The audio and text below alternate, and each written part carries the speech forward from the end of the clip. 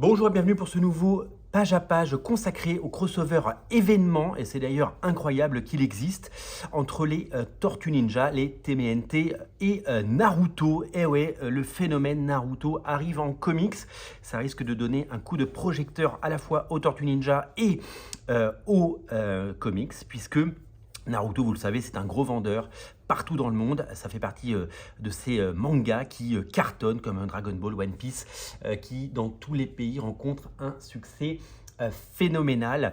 C'est tout simplement historique de voir un crossover entre une licence manga mondiale et les Tortues Ninja, qui ont quand même quelques succès à leur actif. Ce numéro eh bien, arrive pour dynamiter les... eh bien les rayons, ça va faire du bien puisque tous les fans de Naruto vont se ruer dessus, en tout cas on l'espère, et donc peut-être découvrir ce format en couleur et peut-être auront envie de découvrir d'autres épisodes des Tortues Ninja. Et c'est aussi une façon d'asseoir eh bien, le phénomène Naruto, puisqu'il arrive un peu comme un sauveur quand les mangas viennent en aide aux comics. Eh bien c'est toute la profession qui il gagne. La couverture elle est signée par Jorge Jiménez, le fantastique dessinateur de Batman et de Nemesis Reloaded de Mark Millar, vous le savez. C'est publié par IDW aux États-Unis. Alors ça c'est le nouveau logo IDW. Je ne sais pas si vous le voyez bien, on essaiera de le voir plus tard après. Là il y a le I, là il y a le D, là il y a le W. Donc on dirait qu'il y a marqué ID, on ne comprend pas ce logo. Ça coûte 5$. Cette couverture est tout simplement magnifique. L'autre avantage de ce crossover, c'est qu'il y a de la presse. C'est-à-dire que quand il a été annoncé, eh bien, tout le monde a relayé ce bouquin. Tout le monde en a fait ses choux gras. Et donc, du coup, ça met un coup de projecteur sur les comics et sur la profession. Alors, les Tortues Ninja, vous le savez, c'est une licence très, très populaire. Il y a eu une dizaine de films déjà entre l'animation et les films en prise de vue réelle. Le relaunch des Tortues Ninja cet été aux États-Unis a été un véritable carton par Jason Aaron, plus de 300 000 exemplaires. Donc vraiment, c'est deux licences très très fortes qui s'associent. Et peut-être que des gens qui lisaient les Tortues Ninja et qui ne lisaient pas Naruto, eh bien, vont pouvoir découvrir tout ça. Alors moi, personnellement, on va parler un petit peu de mon histoire avec ça. Naruto, j'ai lu le premier tome il y a bien longtemps. J'ai pas vraiment accroché parce que moi, je fais partie de la génération Dragon Ball et tous les mangas qui s'inspiraient de la mécanique de Dragon Ball et qui ont eu un succès phénoménal et que je respecte totalement, eh ben, c'est juste que je suis passé un petit peu à côté. C'est pareil, One Piece, j'ai lu tout le début. J'ai beaucoup aimé la série Netflix, mais je n'ai pas spécialement accroché. En tout cas, j'ai pas eu envie de lire les 100 tomes parce que j'ai beaucoup d'autres choses à lire et que ben, moi, vous savez, j'aime surtout les comics pour leur narration, pour leur créativité et pour tout ce qu'ils représentent. Donc c'est un événement, c'est une mini-série. A priori, pour le moment, il n'y aura pas de version française, il n'y aura pas de version internationale. D'après ce que j'ai compris et ce que j'ai pu lire, pour le moment, ça se cantonne au marché américain. Le but est de faire un phénomène. Tout est une question de droit et d'autorisation. Vous savez, souvent les contrats de licence ou les contrats multiparties eh bien, se font sur des territoires. Quand on signe des contrats, eh bien, on choisit les territoires sur lesquels ces bouquins vont être exploités. Je ne sais pas s'il y aura une version japonaise, je suis incapable de vous le dire. Je ne sais pas s'il y aura un jour une version française. En tout cas, d'après ce que j'ai pu lire sur le Twitter de Sullivan et sur les commentaires qu'il a pu donner, pour le moment, il n'y a pas d'autorisation. Peut-être, mais rien n'est définitif. Peut-être que l'année prochaine, ce sera possible et peut-être que tout va s'ouvrir, on ne sait pas. Voilà. Tout comme, par exemple, Marvel et DC n'ont pas souhaité que les omnibus Marvel et DC reviennent que ce soit traduit en espagnol, en italien, en allemand, en français, eh bien ça pour le moment, a priori, je dis bien a priori, il n'y aura pas de traduction. Alors on va regarder un petit peu à quoi ça ressemble. Moi je suis très familier de l'univers des Tortues Ninja parce que j'ai lu plein de titres des Tortues Ninja et que j'ai vu certains films, et je suis beaucoup moins, je vous dis, coutumier de Naruto et des personnages de Naruto. Donc, pardonnez mon ignorance et pardonnez ma candeur, puisque je vais être vraiment très éloigné de tous ces personnages et je n'aurai peut-être pas la petite boule au ventre qui me fait « Ah, regardez, c'est lui, regardez comment il est dessiné et regardez comment il est en couleur ». Alors, vous connaissez Naruto en couleur à travers l'animé, bien sûr, mais Naruto, c'est évidemment un manga en noir et blanc. Et donc là, il est en full color et cette couverture dynamique et superbe, eh bien, nous en témoigne. Les crédits, avec cette page de crédit, alors, C'est un crossover. Souvent, les crossovers, ils font pas appel à des grands noms. Alors là, on a Jorge Jiménez et il y a Belen Ortega qui fait une autre variante cover, mais on n'est pas sur des grands noms. C'est-à-dire que Caleb Gollner, c'est un scénariste, mais je connais pas très bien son œuvre, tout comme Andriy Prastia. Je ne connais pas non plus son travail parce que ce sont des auteurs qui, pour moi, sont assez inconnus. Je me méfie toujours des comics de licence, des crossovers comme ça, parce que souvent on met jamais les très grands noms dessus. Là, j'ai vraiment l'impression et le sentiment que non, ils n'ont pas mis des grands noms, mais il y a un souci de bien faire et il y a un souci de vraiment proposer quelque chose. Le logo de IDW que vous voyez un petit peu mieux peut-être, qui ressemble toujours à rien, et le logo de Viz qui exploite Naruto. On est à New York, regardez, et donc a priori les personnages qui viennent de Naruto arrivent et débarquent à New York. Ils découvrent un nouveau monde parce qu'ils sortent de leur sentier battu. En fait, dans ce type de crossover, si je comprends bien, il y a des sortes de portails qui font que certains héros d'un univers arrivent dans l'univers des autres. Voilà, c'est le grand principe de tous les crossovers de mondes qui ne devraient pas se rencontrer et qui finalement se rencontrent et se découvrent. Comme vous pouvez le voir, graphiquement, c'est assez sympa, c'est assez chouette. J'aime beaucoup le travail réalisé sur les couleurs notamment.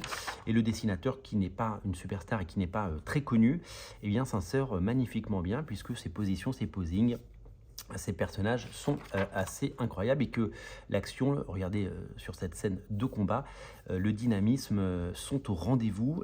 C'est plutôt très bien gratté. J'aime beaucoup son interprétation du personnage de Naruto qui est vraiment super chouette. Voilà. Là, un combat a lieu. On voit que des armes qu'on connaît avec des membres et des doigts verts, ceux des Tortues Ninja qui débarquent et donc c'est la rencontre dès les premières pages de ces deux équipes qui, donc tous les bons crossovers, commencent par se bagarrer puis vont certainement s'allier pour une cause commune et combattre ensemble pour défier un ennemi plus fort et qu'ils n'arriveront à battre que s'ils s'associent, bien sûr. C'est vraiment un principe récurrent dans les crossovers. Comme je vous le dis, graphiquement, c'est très soigné. Regardez ce posing-là, regardez cette sensation d'action et voilà. Donc les Tortues Ninja sont mis à mal par un Naruto parce qu'en fait, il y a deux forces en présence. Il y a évidemment les personnages de Naruto qui sont très puissants et on le voit à travers leurs propres aventures et les personnages de Tortues Ninja qui ne sont pas des débutants. Donc c'est très compliqué. Ils font un combat, ils se battent ensemble, mais il n'y aura pas forcément un gagnant parce que aucune des deux licences ne veut paraître moins forte et donc du coup le but est de très vite s'associer et de très vite s'entendre. Mais c'est un passage obligé dans les crossovers, une grosse scène de bagarre et d'action pour des personnages qui montrent l'étendue de leur puissance et de leur talent et qui chacun ont leur moment héroïque et la part belle, même si Naruto se prend une petite mandale et là on voit tous les personnages qui évidemment s'associent. Et puis finalement ça parle un peu. Et puis finalement, les masques sont arrachés et ils découvrent que ce sont des tortues qui sont derrière tout ça. Et donc, après ce premier épisode avec beaucoup d'action et des présentations musclées, eh bien, nous découvrons donc ces équipes vont devoir s'allier et vont devoir avancer dans la suite de cette histoire. La couverture du deuxième épisode que je n'avais jamais vue, elle est toujours signée Jorge Jiménez, donc il ne fait pas que la couverture du premier numéro. Et ça, c'est quand même super cool. Il fait aussi la suite. Et ça, c'est bien parce qu'on apprécie. Et donc, voilà. Et ça, c'est la ribambelle de couverture. Alors, je ne connais pas tout. Ça, c'est le dessinateur de la série. Mais il y a une couverture de Belen Ortega. Voilà. Elle est très chouette, la couverture de Belen Ortega. Il y a pas mal de couvertures assez sympas. Il y a David Nakayama qui fait une couverture aussi.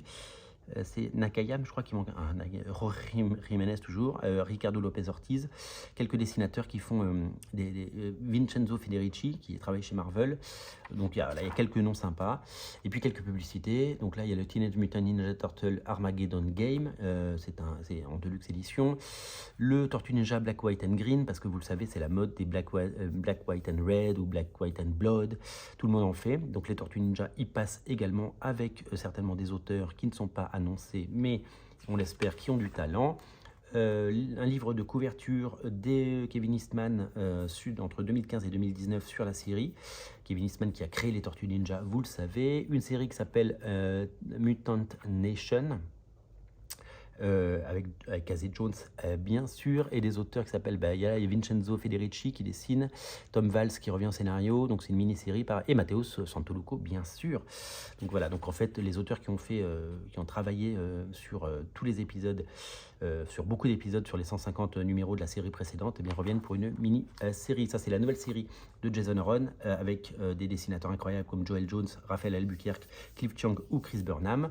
Et ça, c'est une autre série, avec Juniba notamment, avec Night Watch, une espèce de Iron Man tortue, déjà disponible, c'est déjà sorti, un peu de rédactionnel, une publicité pour le site de Kevin Eastman, qui continue malgré le fait qu'il est vendu, parce que les Tortues Ninja, ça lui appartient plus, vous le savez, depuis bien longtemps, il a vendu ça, il a pris un énorme chèque, mais il continue à être consultant, ou scénariste, ou dessinateur de couverture, et c'est surtout que, comme Stan Lee, qui n'a jamais été le propriétaire de Marvel, il est le visage des Tortues Ninja, comme Stan Lee a longtemps été le visage de Marvel, même si il ne travaillait vraiment peu plus dans Marvel, il était une sorte d'ambassadeur. Donc Kevin Eastman continue à faire fructifier tout ça. Et puis, pour les 40 ans des Tortues Ninja, il y a un numéro anniversaire qui doit sortir en deluxe édition, et donc avec plein de talents. Là, c'est donc les auteurs originaux, Peter Laird et Kevin Eastman, qui ont fait ça, et ça sort en novembre 2024.